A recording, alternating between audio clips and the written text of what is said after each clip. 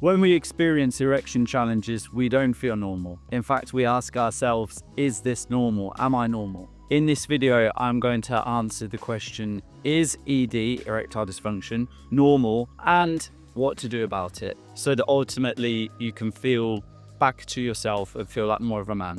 If this video is helpful for you today, in the bottom right hand corner, you will see a button, a red box that says subscribe. Click on that button so that you can get the latest brand new videos and tools as I share them. The questions like, am I normal? Is this normal? Am I broken? What's wrong with me? Why can't I get this right? How many of those can you relate to? When I was also experiencing erection challenges, many men, by the way, experience erection challenges, we often ask ourselves these types of questions and we feel like we're alone.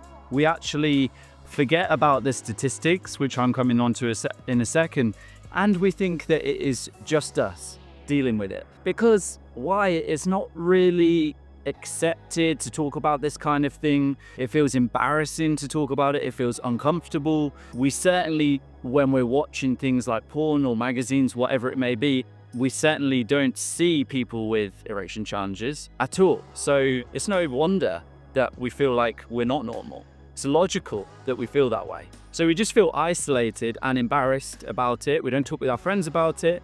But actually, erection problems is very normal. And let me explain why. There was a study done recently, and actually it's not just one study. There are multiple studies that are showing more and more guys are experiencing erection challenges, actually more than ever before, especially younger guys too.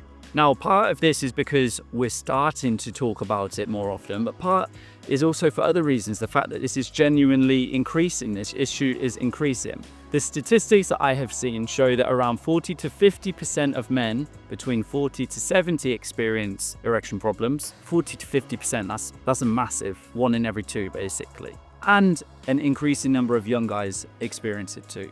So this is actually very normal. It's very common. It's just not something we speak about. Now, of course, there's a variety, there's a spectrum of how we're experiencing it. So for some guys, it may be on the odd occasion that we lose the erection or we're not able to get hard in the first place. I think this happens to all guys at least once in our life. And then we go to the other extreme of the spectrum of just it's a continuous challenge. We're not able to get hard in the first place, or we always lose the erection. So on the spectrum, everything is normal, and there's guys that experience it at a more intense amount and other men that experience it at a less intense amount. But as I mentioned, when we experience it personally, we don't even think about the statistics. We just look at our own experience, which is normal to do that, and we think, why is this happening to me? Why can't I be normal? Why me? What if I have this problem for the rest of my life? What if my partner leaves me because of this? And we start to label ourselves using words like, there's something wrong with me, I'm not normal, I'm abnormal. And actually all this does is just adds more stress. It stacks and stacks. I remember a question that I asked myself over and over and over again was, why can't I get this right? What's wrong with me? How come other people are able to get this right, but I can't? And it didn't take me anywhere. These questions didn't take me anywhere apart from more and more stress, more and more pressure, and we see how the cycle just continues when we're saying these things to ourselves. So the very first shift that I would recommend before taking any programs, before watching more videos, before reading more books, is to look at what are you saying to yourself? What's the language that you're using to yourself, with yourself? If it is something like, what's wrong with me? Why am I not normal? Why can't I get this right?